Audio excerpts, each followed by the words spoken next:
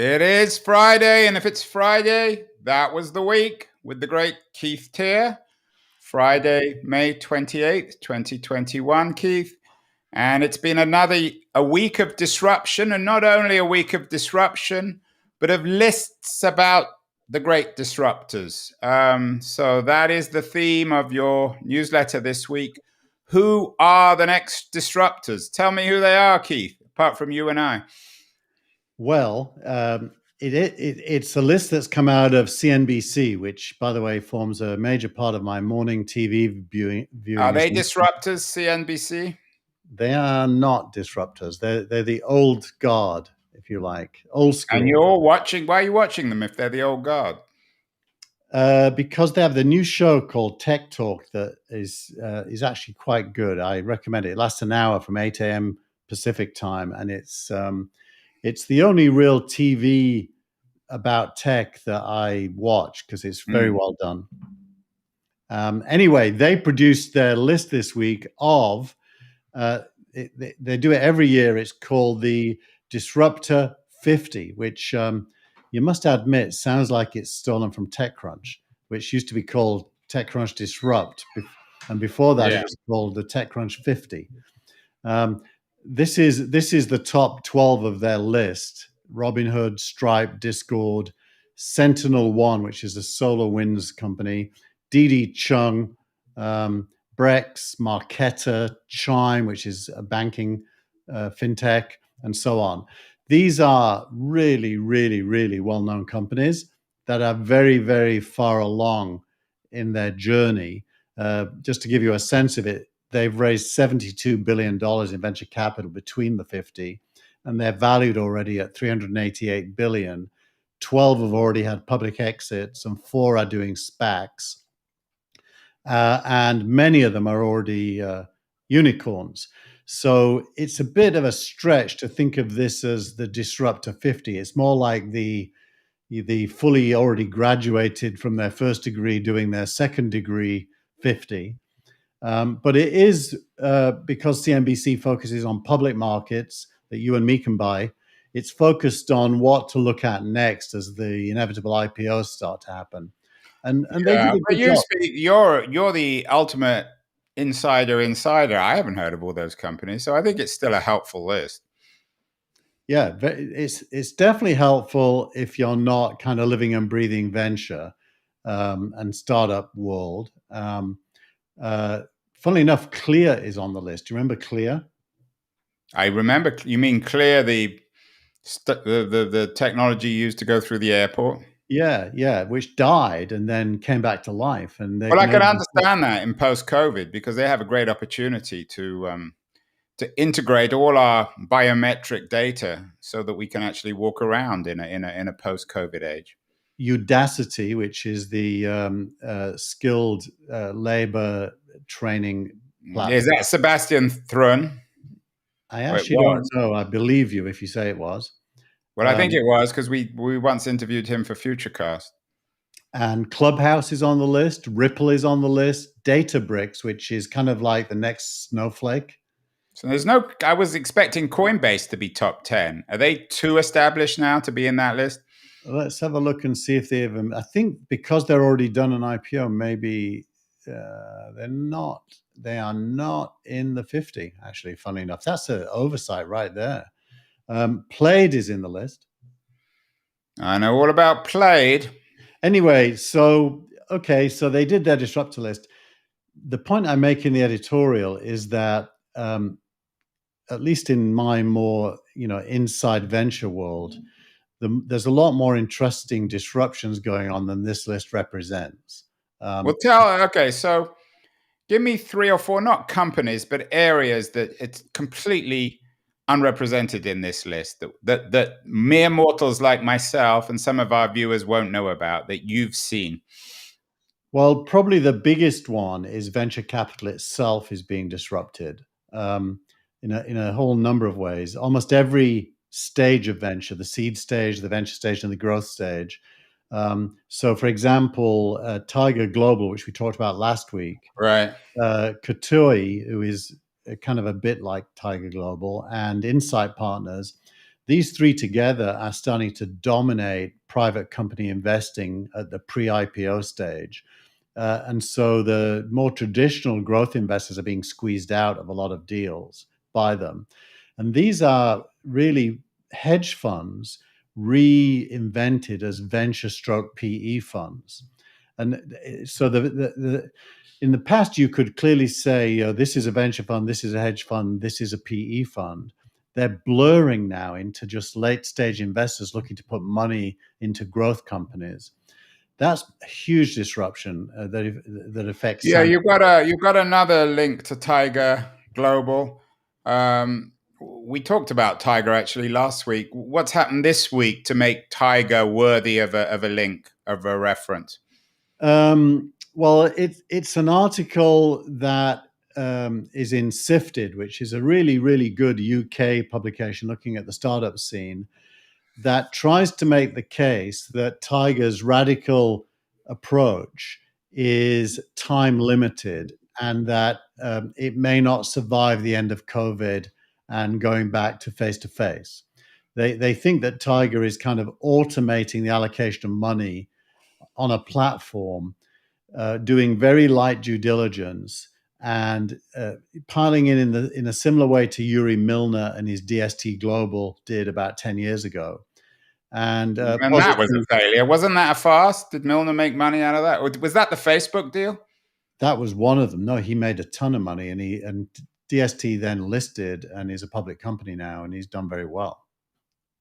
Is Milner a Putin ally or enemy, or both, or neither?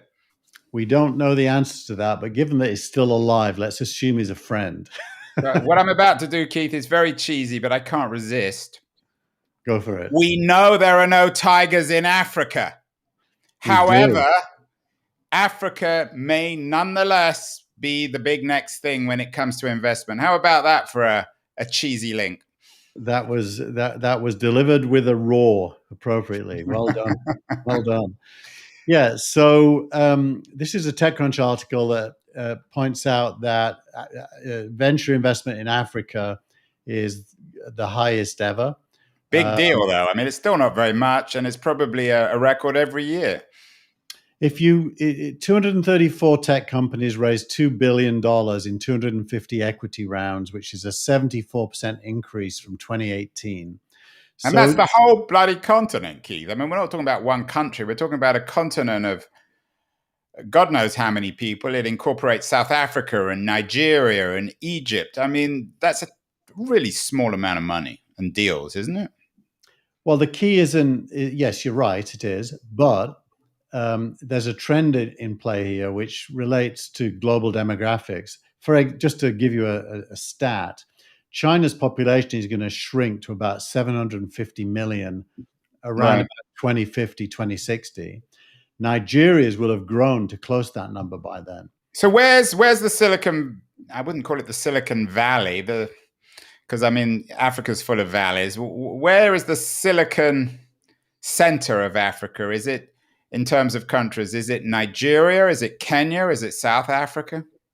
There's multiple centers. Nigeria and Egypt are the two front runners. There was a big Egyptian challenger bank, a fintech, that was invested in by well-known European-based VCs this week. And they're completely opposite countries, cultures, politics. Nigeria, which is essentially ungovernable, and Egypt, which is old-fashioned autocracy. Yeah. South Africa, weirdly, isn't really a growth. It is a growth story, but not anywhere near as close to the other two. And Kenya and East Africa?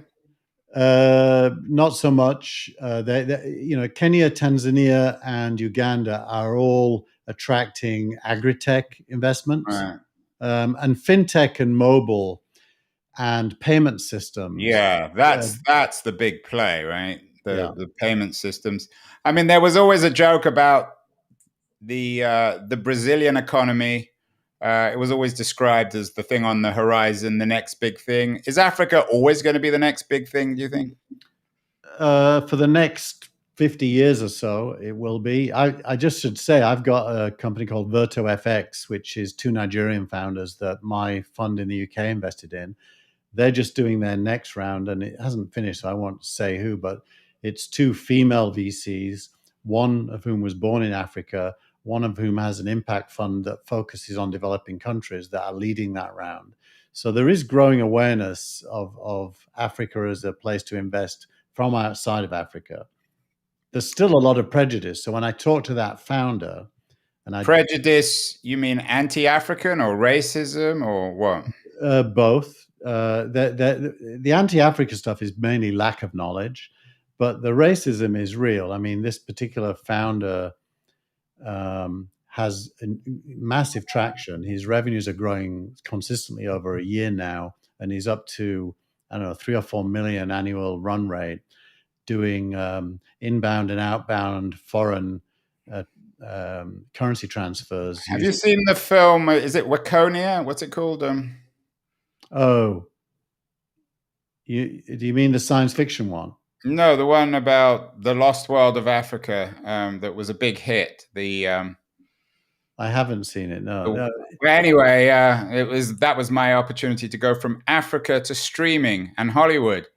And according to our old friend Cara Swisher, an all-out war in streaming this week, Keith. Not that this is new. I think there's been an all-out war for several years now. What's changed this week? Why is it an all-out war, according to Cara? This is all about AT&T deciding to spin off Warner Media, which again we talked about last week, and merge it with Discovery. Well, there's a couple of, you could think of it as inside gossip, but the CEO of Discovery is going to be leading that merger, and the head of Warner Media, John Stankey, announced this week that he doesn't intend to resign. He's going to stay the course. Yeah, I mean, really, this stuff is astonishing. AT&T is, without question, the most incompetent, dysfunctional company. And the fact that Stankey has got away with it. Wasn't there a story this week that Stankey and three other execs at AT&T have got huge personal bonuses from the deals they've done, and the deals have been a disaster? How they get away with it is astonishing. Well, and it's also astonishing. I know Stankey. I mean, I don't know him well, but I've dealt with him in the past. These are mid-level bureaucrats who have somehow got to the top of a dysfunctional company and are just raking in personal profit for doing absolutely nothing, for fucking stuff up. Is that fair? Well, they've definitely done that here. I mean, their buy price, if I remember rightly, was roughly 80 billion, and their sell price is roughly 30. So they've lost a lot of money. But more interestingly for me, Andrew, is how fast that streaming canvas is changing. So that decisions are being made, very soon after previous decisions were made to change everything. Look at HBO Max. HBO Max is the crown jewels in that Warner Media streaming stack. And HBO Max is now going to be, subordinated under about 50 brands. There's about 50 brands. Yeah. DC Universe was its own standalone app where you paid $75 a year for access to the whole DC Universe video library. They closed it down after a few months and bundled it in with HBO Max, leaving everyone who paid the subscription stranded. Yeah. So I think basically we should run this, Keith. You and I could do a better deal than any of these people, except, of course, the great Jeff Bezos, who is in the business not only of literally himself becoming a Bond anti-hero, he looks more and more like one, but his company now is buying MGM, and they are probably the dominant players in the streaming space. And now the antitrust people are discovering Amazon. Surprise, surprise, although it's a bit late, I think. Yeah, so, it's kind of interesting. If you look at the landscape of streaming, there's the old world that is trying to become modern, and they have libraries that have legacy contracts for which countries they can be shown in, on what screens they can be shown, and everything. On the other hand, you've got Amazon, Apple, and Netflix, who have developed global rights where when they own something, it can be shown everywhere all at the same time and all the money comes to a single rights owner. And it feels to me as if ultimately that's a massive advantage. So buying MGM, which I don't think has very much of a library, but has a lot of IP, like the Bond Where's franchise. James Bond? I mean, James Bond in himself is worth more than 9 billion, isn't he? Well, that is assuming they're going to make 10 more movies. Especially if Jeff Bezos stars in some of the films as the anti-hero. He's a much better anti-hero than any of the others. He's the new Goldfinger. He's a cross between Goldfinger and Austin Powers, right? Right. And Henry Blofeld, yeah. He is the villain of villains. We have to admire him for that. Yeah, it's really interesting. And obviously the real fight is between Amazon, Apple, and Google or YouTube here, really, isn't it? When all the smoke clears, it's just another fight between the giants. And I assume Facebook somehow have a play here too. And what about Netflix, do you think? And of course Netflix, who are it's always easy to write Netflix off, and they always seem to come back. So yeah, you can't write them off. But the AT&Ts and Verizons and all the traditional studios and television networks, they're all dead, aren't they?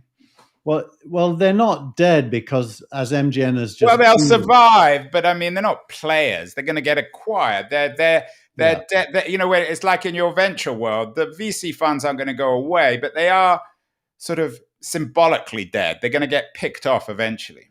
Yeah, their role is going to change in a negative direction. They're going to lose size and power, right? And eventually, like MGM, they'll get acquired by one of the sharks. Correct. The thing is, there are no more sharks on the horizon. After Amazon and YouTube and Netflix, nobody else. I mean, in terms of your next disruptors, there's no players in the disruption list that, even if they grew at, 1,000x, are going to be able to compete in the streaming wars, are they? Well, if you start with the average human being's wallet and what they spend money on every month, entertainment is a pretty small sliver. I think food, health, exercise, and wellness, they remain unaggregated with no major player.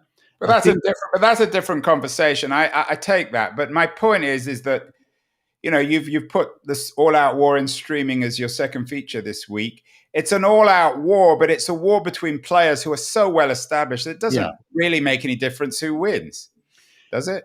I think that's true. Although in the back of my mind, I've got this new app that came out last week. I forgot what it's called now. It's a photo app that doesn't let you take a selfie. And it's gone from nowhere to number one on the App Store. Yeah. It encourages you to take a picture of what's in front of you, not yourself. And it literally blocks the rear-facing camera from being used. And it's just taken off. TikTok, those 30-second to 2-minute clips are really infectious. None of it's good, by the way. There's a piece this week by Jeff Jarvis called "The Internet is Good." And, these things that I'm talking about are all about reduced attention, packaged in small chunks, which I don't think is necessarily a good thing. But it's not clear to me what media is going to mean in the future. It's not clear to any of us, although I'm not even convinced of this small attention thing, because half the people I know seem to waste hundreds of hours a week watching these long series, which are... Anyway, I think we've done a good job so far, Keith, in this conversation. Neither of us have cancelled each other. We've been very tolerant. I put up with all your garbage. You put up with all mine. But outside that was the week, there's a lot of cancellation, or at least according to your newsletter. What's happening on the cancellation front? Well, there's cancellation and there's uncancellation. This is a cancellation. This is kind of interesting because when we talked about cancel culture in the past, we always made the point that the left, which is predominantly in favor of cancel culture, trying to cancel... I don't know if that's a... Well, let me... conservative. So that's not fair. I might be using loose language there. Let me the American academic left, perhaps, but not the real left. Okay. I think that actually the real left, even in America, they tend to be quite critical of cancel culture, much more open-minded. Well, I count myself left in that Right. So that was you're quite on a sweet. boat. So let's be fair on the Yeah. language. So anyway, those who have been favorable to cancel culture were typically trying to cancel what you might think of as conservative or right wing views.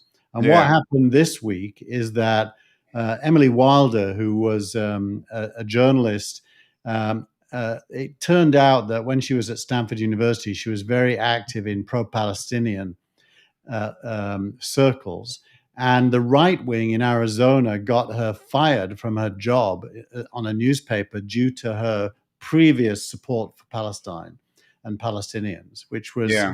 the basically the former victims using the same weapon against their former enemy, and kind of reinforces the point we've made a lot on this show, which is if your approach to disagreement is to try to cancel those you disagree with, ultimately they're going to use it back against you. Yeah, and one of the things that I find profoundly distasteful, I have to say, I mean, in all seriousness, is the pleasure people get in having other people fired. Every time someone says something that they don't like, if it deeply offends them, what they want to do is, I'm going to have you fired. I'm going to get you fired from this newspaper or that university.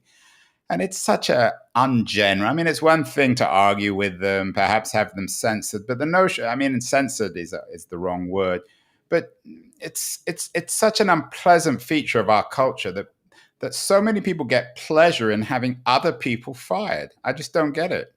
Yeah, yeah, no, I agree with you. And the other piece of cancelled or uncancelled news, which I'm sympathetic with, actually, is that Facebook have decided to allow people to post stories about the Wuhan COVID thing coming out of a lab as opposed to just being an accident, which to me is possible. And just because it's being used by the Trump people doesn't mean it's necessarily wrong. So what do you think about? So the reason I published this is because at the time I didn't think it was right for them to ban even crazy opinions. I think we human beings can be trusted to know that an opinion is crazy and not Well, follow. we've been over this. I disagree. But anyway, but this particular one isn't even crazy. I mean, it's quite conceivable. Yeah. And so they banned it because Trump was saying it. Now they've unbanned it because Biden has done this inquiry. And what it really does is it tells you more about Facebook than it does about Yeah. COVID or bans. So if Facebook basically is like a tennis ball, being ping pong between points of view, and it doesn't seem to But have any. I don't think it's ping pong. It's more like a squash court, an enclosed squash court within the liberal left.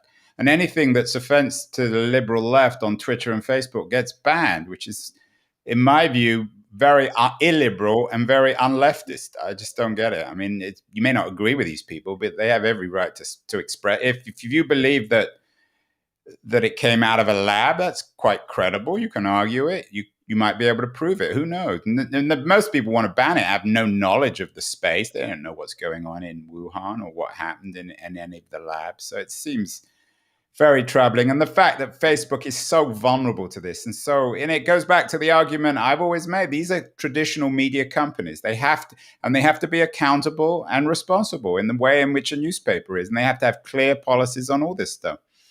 Whereas my point of view would be Yeah. I understand your point of view, but they're not a newspaper. They should leave everything alone and let us decide. Okay, but be clear on that. That's fine. Yeah, I don't agree with that, but I accept it's a credible position. But they yeah. don't even seem to be even willing to define themselves. They're No, such a they're not. mess. They're so sort of weak-willed. They have no spine. It's pathetic. I think Facebook is run by the people who own revenue, not the people who own, the original vision. Surprise, surprise, Keith. Isn't that always the case? Yeah. Anyway, enough Facebook for this week. Startup of the week. I hope it's not Facebook.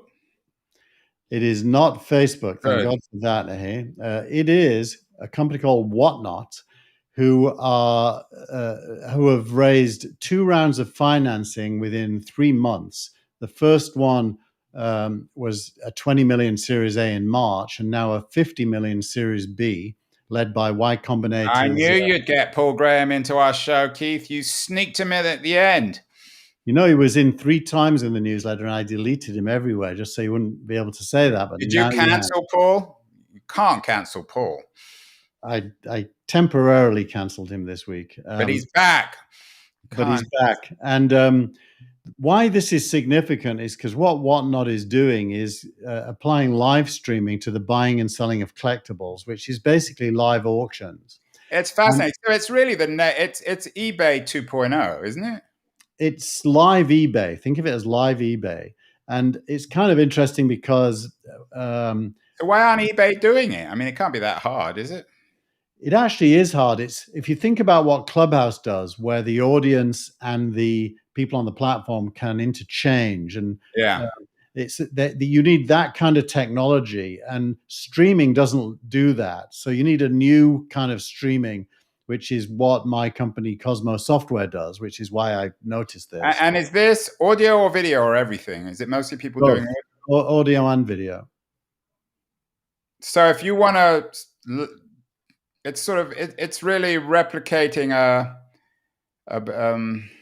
bidding. What's the word? An auction house in Yeah, real. Sotheby's. It's a Sotheby's.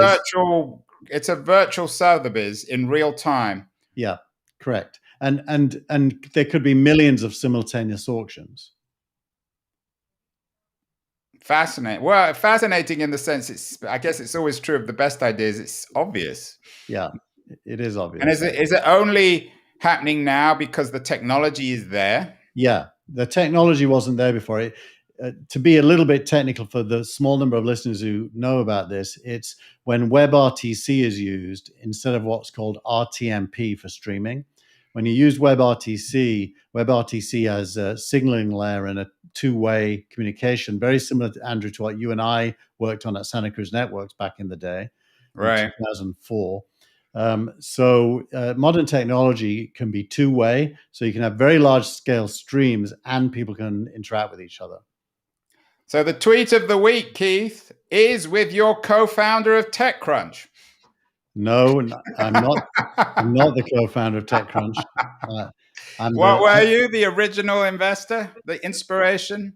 I'm the founding investor, and I think the only important thing there is Michael Arrington should get 100% of the credit for TechCrunch, not me, which I agree with. But you get 100% of the credit for recognizing Arrington's talent. You were the one who took Arrington from being a boring lawyer to being a tech exec, and then a venture capitalist, and then the founder of TechCrunch. So you should have all the credit, Keith.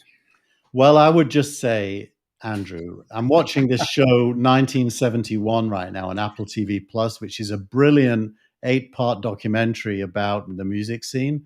And what it teaches you is the talent spotter and agent is never truly responsible for the output. So you picked me out, Keith. Before I met you, I was a lowly salesman of 3D technology, and everything I've achieved is because of you, just like Mike Arrington. Anyway, what's Mike been up to? Well, Mike has been involved in crypto for quite a while now, and some years ago, right? I mean, he really does. He's one of the people who gets it as well as anyone, doesn't he? He really gets it, and he's doubled down, and he's done everything he does is about it. And back 4 years ago, he bought a property in the Ukraine, a condo, using Ethereum, I believe, at the time. And he's now partnered with Propy, a company that is a crypto property company, to sell an NFT that gives the buyer of the NFT ownership of the property. So not actually selling the house, but selling an NFT that owns the house, which is a really inventive use of NFTs. Oh, yeah. Okay. So slow down. So explain what exactly that means. Well, so if you can imagine a certificate of ownership as Right. So what you do is you transfer the certificate instead of the actual thing. And whoever owns the certificate has beneficial ownership of the thing. But the thing itself doesn't change hands. Only the certificate of ownership does. That's kind of an NFT. So I don't get it. So, I mean, when you buy a house, there's always pieces of paper that say you own it. Yeah. So what is the NFT in addition to those pieces of paper? Well, the first and most important thing is the NFT has legal status as a certificate of ownership. So you actually, Yeah, but then all but, it but is blocked. All it. But why is that different from well, because previous legal ownership? because in tax law, when you sell a house, you have a capital gain.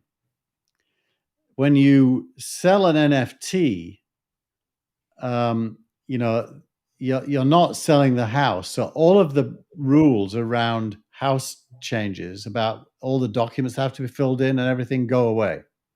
It's a bit like when you set up a family trust for all your So it's a personal. tax ploy that I I don't think get it. there's all kinds of advantages. Tax is one of them. Uh, the logistics of transfer is one of them. But The who are you knocking out of the equation? The real real estate estate. agents go. Uh, But you still um, have to do all the documentary. You still have you to do the don't. No, you document. don't. No, you don't. You can transfer the money for the NFT within a second, and now you're the owner of the NFT, and no other paperwork has to be done. But you still have to sell the thing, and it lends itself to horrible potential for fraud if large amounts of money are being done in such a simple way. I mean, I just bought a house, and it's such a pain, but Yeah, but large amounts of money, and you want it to be a pain. I mean, it's the biggest thing you're ever going to buy or sell in your life. well, that's where Proppy, the company, comes in. Proppy provides all of the correct stuff you need to be, to be free of any fraud and protected in your ownership. That's Proppy. So Mike's the seller here, but Proppy is the Yeah, process. and is this Mike's way of making sure that this condo he bought in Kiev is secure legally if the Russians invaded or something? I don't think he's even thought about that. I think it's just, you know, I mean, is Proppy. this a marketing ploy for NFT? I still don't get the value. I I get think the value of some NFTs, but not this one. Well, I think the ultimate winner here is Proppy. They have a cryptocurrency called Pro. I think it's called Pro, PRO. I could be wrong about that, so check before you do anything. And uh, if Proppy successfully manages to use NFTs for physical assets like homes, it probably has a big future as a company, and its cryptocurrency probably has a big future. Yeah, interesting. Everything that Mike Arrington does is interesting, but I'm not convinced. I don't understand. I'm not convinced. I don't understand it. That's fair comment, Andrew, but it's worth investigating. It's worth investigating. And as always, that was the week, Keith. A pleasure. All Out War in streaming. Africa is the next big thing. You managed to sneak in Paul Graham. That was quite a show. We will see you next week, everyone. Keep well. Thank you. And we will continue to disrupt and report on the disruptors next week. We definitely will. See you then.